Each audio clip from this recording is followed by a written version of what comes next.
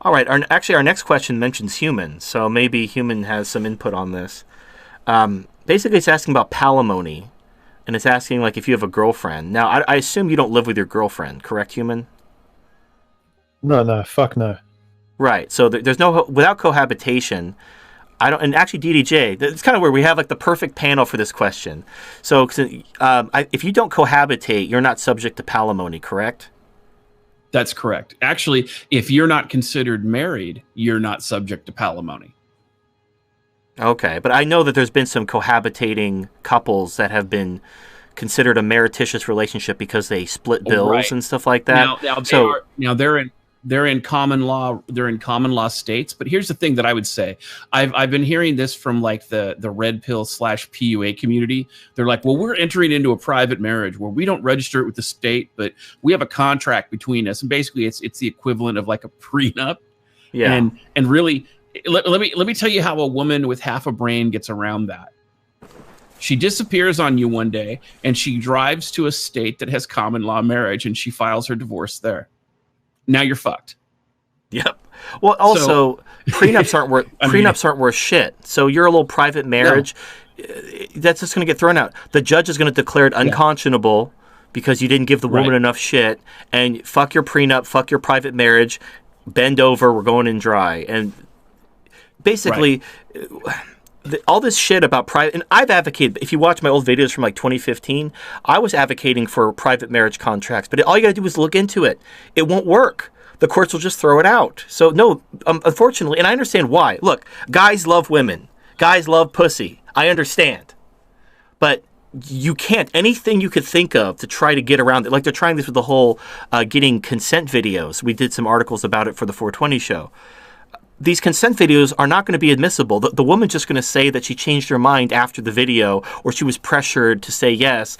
It's not going to be worth shit. It's a false sense of security. You think this video is going to exonerate you. It will not.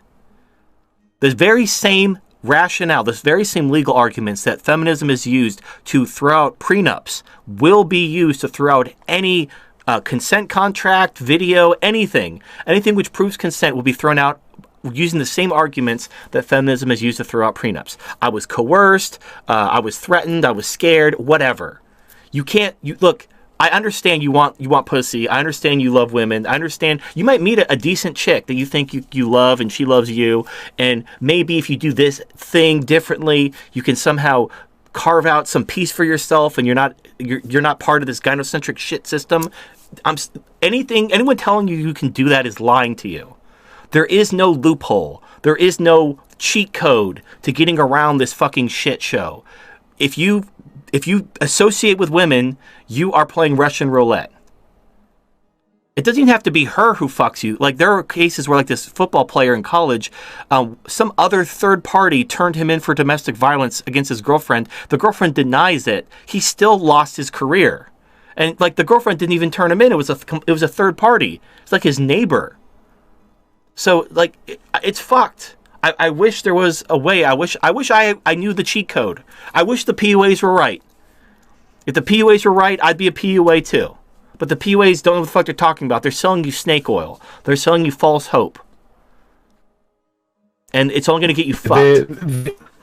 Their PUA contract is probably even worse than the prenup, and a prenup is toilet paper. Yep. Yeah, and again, they mean well. It's just that it's a level of ignorance. And like I said, I was on the Red Man group, and they asked me about it, and the guy's like, "Well, I got a private marriage contract," and he ended up getting divorced as well. And thankfully, she honored the contract. But if all she had to do was go to a state where it shows common law, and he's fucked, because not only does he have to litigate his divorce in another state, but now he's going to get divorce raped. Well, we've had guests on the TFM show that they basically got the wife to feel sorry for them. Like, while they were monkey branching, they really just turned on the loser dial, and they made the wife feel sorry for him, so she didn't divorce rape him. They actually had a somewhat equitable, friendly divorce because she felt pity for him. I mean, that's a bold move. If you can do that, absolutely do it. But I wouldn't count on that shit. But it's dumb. Like these types of games, like you're banking on. You're basically the only chance you have is you're banking on the woman not using the tools she has legally available to her. You're hoping that you can appeal to her pity, or you can hope to something. Like you're hoping, even though feminism has given her these tools and she can absolutely fuck you, you're just hoping she doesn't. She decides to take mercy upon you. Now, that's fine, but I don't know if you've seen couples going through a divorce. Usually divorces are not equitable. They're not friendly. Usually, like, the woman is trying to completely ruin your life and take everything for herself. That's the average divorce. So, if you're counting on your ex-wife feeling sorry for you or having mercy on you and not using these tools that feminism has given her when she can, you're going to be very, very disappointed when you go to family court and she fucking goes scorched earth on you and there's not a goddamn thing you can do about it. And that piece of paper, that private marriage contract, or that whatever the fuck, that snake oil you were sold, the judge just laughs in your face as he fucking has the bailiff bend you over while he fucks you. Okay. Well, it's pretty. All that kind of risk you're talking about is what I discussed in my latest video about. She's been handed a lot of Plan B, so she'll agree to this stuff with a man to go forward in this new adventure in life, but she's handed, whether you want to call it a gun or whatever, the man isn't. He's at the poker table going all in with his whole life and just crossing his fingers and hoping that she won't, whereas she's not going all in. She's got a plan B, like she's diversified her funds. So she doesn't care if later on she's not happy. She'll opt out, and then she's still good to go. She'll survive even better than she did before. It's actually an investment for her to get married. There's actually no risk, whereas for a guy, it's a kind of fantasy. So for me, taking that off the table, when women get offended by that, that tells you a lot about the person.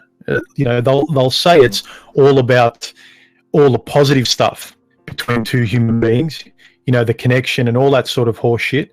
But then the moment you say, okay, let's take all that other stuff off the table that could poison us. Oh, no, I don't want to sign anything. It's like, yeah, fuck off. Right. Well, what's funny is basically a woman who's demanding a contract with the government is saying basically she doesn't trust you. She's like, I don't trust you to be with me after I'm old and ugly, so I need this contract where basically I can take all your shit and fuck you. That way I have a gun to your head and you're going to take care of me forever. But then if you want any sort of assurances from her, oh, don't you trust me? Now, that's what prenups used to be, but now prenups are toilet paper. And I feel really bad for these guys who maybe got married decades ago, and at the time that the prenup was written, prenups were actually worth a shit. And then decades later, 20 years, 25, 30 years later, the wife files divorce, and then he finds out his prenup is toilet paper, and he gets completely fucked because feminism. This is why, even if you think the laws are tolerable now, look at the trends. The laws are only getting worse for men. So it's going to keep getting worse. And it's not like there's a grandfather clause where, oh, you got married in 2018? Well, I guess these laws won't apply. No, they all apply to you. Think about the guys who they got home from World War II, married their sweetheart, and then 15 years later, there was second wave feminism. And they're thinking, oh, I got a good woman. I came home from World War II and she was wearing an apron and she baked me an apple pie. Then 15 years later, she's burning her bra and dyeing her armpit hair blue and shit. It's like, yeah, you're fucked, my dude. Let's not forget the retrospective laws aren't in terms of like divorce and marriage laws. It's also those poor guys that donated their sperm 20, 30 years ago to be anonymous, and all of a sudden feminism comes in and sort of says, no, now you're unanonymous. Now we have to sort of, in a sense, dox you, and you have to sort of, your child has the right to know who you are. But it's like, if I knew that, I would not have donated my sperm. But it's like, no, we don't care. All we care about is how we feel now. Right. So what are you going to do? Take our rights away? Anyway, okay, there's a second part of this question that DDJ could answer. This person's asking, as a man, can I use civil domestic violence restraining orders in my favor to prevent gynocentric harassment? Yes. Can a man... Okay, so can you go over how a man could do that? Yeah. If you do it right, but the thing you have to understand is that it's going to be a higher bar, and you need to be prepared to take it to the Court of Appeals to at least one level. Because what happens in domestic violence is that a lot of these gynocentric women who work in the domestic violence field, the judges, the domestic violence advocates, all of them, they're all trained in Duluth, which says that the man is always the perpetrator and the woman is always a victim. So they don't ever like to help the man out. So you need to be able to be on your feet. You need to be able to argue, know what the facts of what's allowed. So you want, like, in whatever jurisdiction you're in, you want to learn the rules of evidence. You want to learn your civil procedure and what your appellate procedure is. In other words, what procedure you need to take your case to the Court of Appeals. When you walk in, make your argument, let the judge do what they're going to do, and then move on with your day. Now, what they'll do is they'll probably grant you your temporary restraining order. Once if you're a DV victim, once they've done that, then you go back for your 14-day order and you go from there. Now, the thing you want to remember, though, is that it's not just for most civil domestic violence orders. If you're a man, it's not just violence, it's fear of violence. So if she hasn't committed violence, but she's threatened violence on you or threatened to send somebody over, that's third-party domestic violence. So you need to plead those things as well, because a lot of time what'll happen is that when it comes to these types of things, you need to really plead it out for the judge. And I know somebody here says that you need to have a lawyer who's on board, who's good with sufficient funds to carry it through.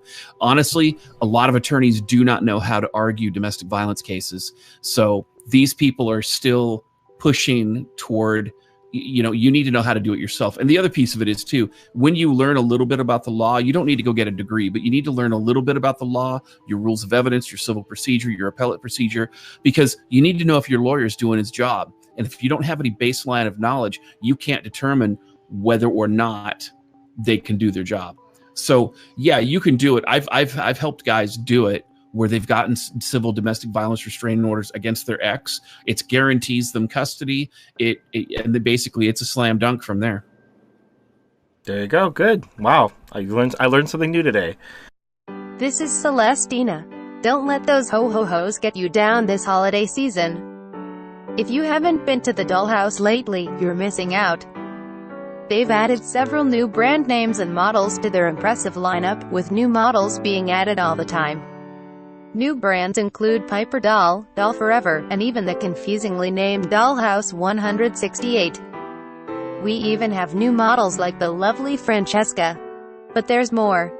For the month of December, if you mention TFM when placing your order, you'll receive a free PDF copy of TFM's book The Doll on My Balls absolutely free. Step into a waifu wonderland this holiday season, and get a free copy of The Doll on My Balls. Check out the links in the description and visit the Dollhouse's UK and US websites, and get started today. This is Celestina here to tell you about Flying Tigers gear. While TFM is preparing his hand-to-hand combat skills, are you getting ready for the coming purge? Here is something you might not have considered. What are you doing to protect your dick? How are you going to repopulate Western civilization once you've purged the cucks and feminists if your balls are damaged? This is why Flying Tigers gear offers a steel kickboxing cup. Sure, you could use it for martial arts, but let's be real here. When some Antifa dipshit is trying to shank your dick, do you want the only thing between your manhood and cold steel to be a piece of plastic? I didn't think so. You need to protect your dick during the apocalypse, right? So check out Flying Tigers gear on eBay, where they offer the aforementioned steel groin cup, as well as sell lots of martial arts and kickboxing gear if you're into that sort of thing. Thank you for your time. Tryna go out, get a lady every single day. If she ain't getting freaky, get up out my way. Imagine owning the greatest love songs of all time, presenting the latest album from Shameless Dab, The Book of Shame, Thirsty, featuring such timeless classics as Rashida Jones, Tinashe, Jeanette McCurdy, Megan Fox, Stacey Dash, and many more. Need a rich nigga, she done tryna waste time. Niggas still in love cause they saying love is blind. She'll give you goosebumps like the name of Arlstein. Yeah, the best model, she the top of the line. These timeless classics cannot be found in stores. You can only get them from Shameless Dab's Bandcamp account or YouTube channel. Links in the description.